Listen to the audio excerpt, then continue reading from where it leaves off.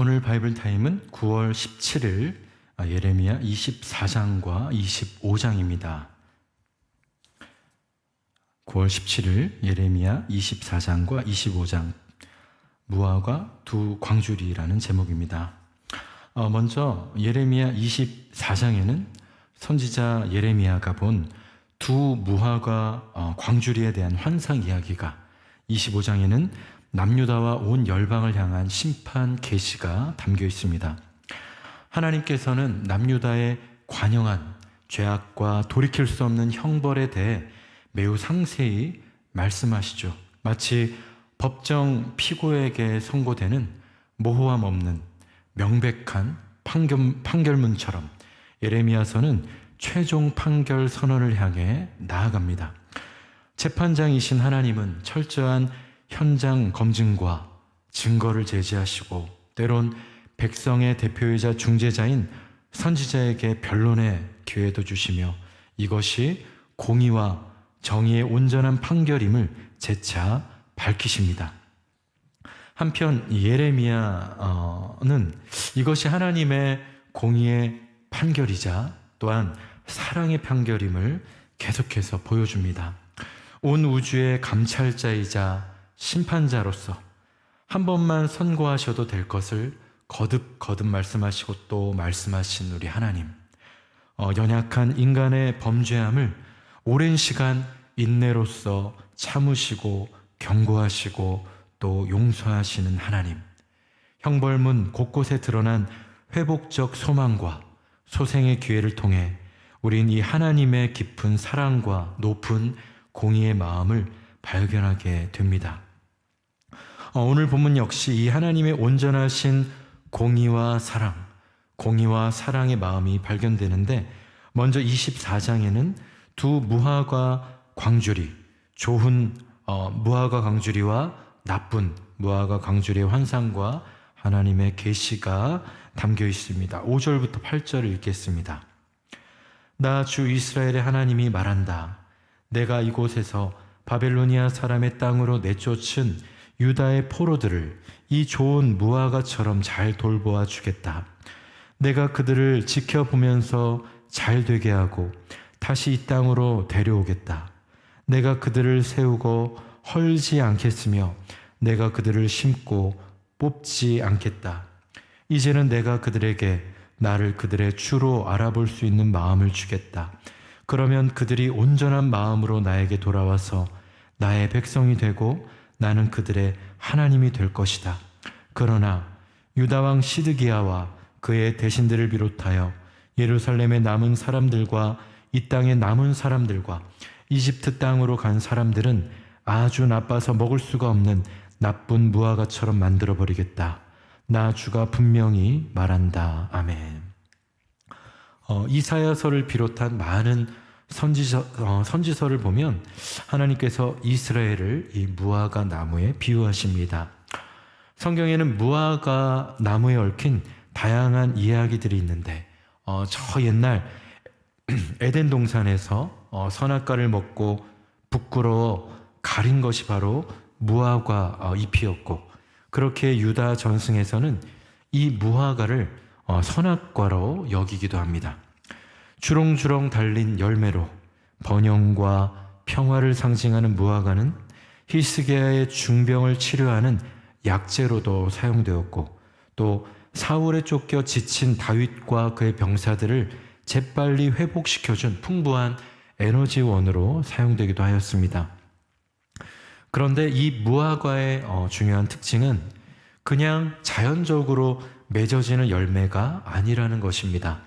쉽게 무르고 병충해에 약한 무화과는 농부가 바늘로 일일이 구멍을 뚫어줘야 하는 참으로 손이 많이 가는 나무라는 것입니다. 그래서 인건비가 비싼 현대 이스라엘은 경제적 이유로 터키나 그리스에서 이 무화과를 수입한다고 합니다. 무화과를 지키며 돌보는 자만이 그 과실을 먹는다라는 잠언의 비유처럼 무화과는 주인의 정성이 가득 담긴 주인의 손이 가득 많이 가는 과실이라는 사실입니다. 이러한 사실에서 본문의 두 무화과는 자연 상태의 어떤 좋고 나쁨 또는 종자의 좋고 나쁨이 아니라는 것이죠. 주인이 돌보았는가 아니면 내버려 두었는가의 차이라는 것입니다. 비록 실패하고 망하고 짓눌린 상황이나 하나님의 돌보심과 그의 임재가 함께하는 자는 좋은 무화과, 반대로 높고 안전한 성벽과 휘황찬란한 성전 안에 거하나 하나님을 경외하지 않고 하나님의 임재가 없는 자는 나쁜 무화과의 결말과 같다는 것입니다. 주인의 돌봄에 따른 번영과 평화를 상징하는 이 무화과는 반대로 징계와 종말의 상징으로도 사용되는데 24장 마지막 절을 보면 이스라엘과 더불어 갑자기 이집트가 언급되고 나아가 세계 만국이 언급됩니다. 그리고 다음 25장 20절부터 이집트를 시작으로 우스, 블레셋, 모압, 암몬, 두로와 시돈, 아라비아, 엘람, 메데 그리고 세사광의 이 바벨론까지 주변 모든 나라들이 열거됩니다. 이것은 이스라엘의 징계와 심판이 곧 온 열방의 징계와 심판과 이어져 있고 이스라엘의 운명이 곧 온 열방의 운명과 이어져 있다는 교훈입니다. 나아가 이것은 24장과 25장에 서로 다른 시간대를 통해서 더 분명해집니다. 24장은 남유다의 맨 마지막 왕 시드기야 시대의 사건인데 25장은 이전 여호야김 시대 곧 느부갓네살 원년으로 거슬러 올라갑니다. 연대순이 아닌 다른 시간대의 이 배치는 하나님의 작정과 섭리 가운데 이스라엘과 온 열방의 역사가 진행되고 또 성취되고 있음을 강조하는 것입니다. 또한 바벨론 포로 생활이 70년이 될 것이라는 이 기한마저 명시적으로 정확히 드러내는 오늘 본문은 온 열방의 주권자가 하나님이심을 천명하고 있습니다. 25장 11절부터 13절을 읽겠습니다. 이 땅은 깡그리 끔찍한 폐허가 되고 이 땅에 살던 민족은 70년 동안 바벨로니아 왕을 섬길 것이다. 이렇게 70년이란 기한이 다 차면 내가 바벨로니아 왕과 그 민족과 바벨로니아 땅의 죄를 벌하며 그곳을 영원한 황무지로 만들어 버리겠다. 나 주의 말이다. 내가 그 땅을 치겠다고 한 나의 모든 약속을 실천할 터이니 이는 문 민족이 받게 될 벌을 예레미야가 예언한 대로 이 책에 모두 기록된 대로 성취하는 것이다. 아멘. 마태복음 24장에는 이 이스라엘과 열방의 운명을 다루는 예레미야서를 그대로 본뜬 듯한 이 예레미야 이 24장과 25장을 그대로 본뜬 듯한 예수님의 예언의 그 말씀의 장면이 나옵니다. 예수님, 당신이 오시는 때와 세상 끝날에는 어떤 징조가 있겠습니까? 묻는 제자들에게 예수님은 무화과 나무에서 교훈을 배우라 하시며 마지막 날의 불법과 거짓 선지자들과 환난과 재난을 예언하시고 이 모든 일을 보거든 인자가 문 앞에 가까이 온 줄 알아라. 그러므로 깨어 있어라. 노아의 날처럼 너희가 생각하지 않은 때에 인자가 오리라 말씀하십니다. 즉 오늘 본문은 예언서라는 이 예레미야 책의 특징과 또 저신약적 해석 가운데 단순히 이스라엘의 과거론적 또 역사론적 사건을 넘어 온 열방의 미래론적 관념론적 이야기로 우리가 바라보고 해석할 수 있다는 것이죠.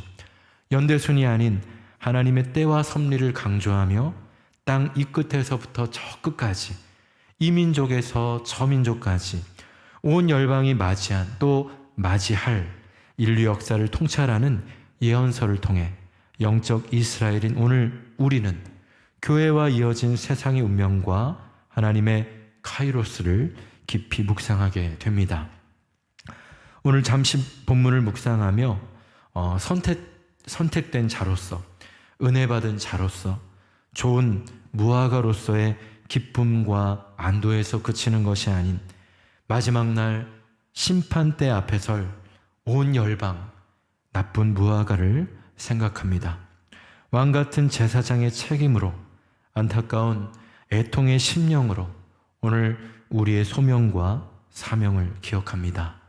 불법이 성하며 사랑이 식어가는 이 시대, 이 세대 가운데 공의와 사랑으로 완전하신 하나님의 주 되심과 왕 되심을 선포하며 우리에게 허락하신 한 영을 향한 마음을 잃지 않고 소명과 사명의 자리에서 예레미야처럼 충성하시는 복된 더핫하우스 교회 모든 성도분들이 되시길 주님 이름으로 축원합니다.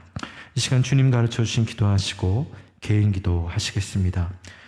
하늘에 계신 우리 아버지여, 이름이 거룩히 여김을 받으시오며 나라가 임하옵시며 뜻이 하늘에서 이루어진 것 같이 땅에서도 이루어지이다. 오늘 우리에게 일용할 양식을 주옵시고 우리가 우리에게 죄 지은 자를 사하여 준 것 같이 우리 죄를 사하여 주옵시고 우리를 시험에 들게 하지 마옵시며 다만 악에서 구하옵소서. 대개 나라와 권세와 영광이 아버지께 영원히 있사옵나이다. 아멘.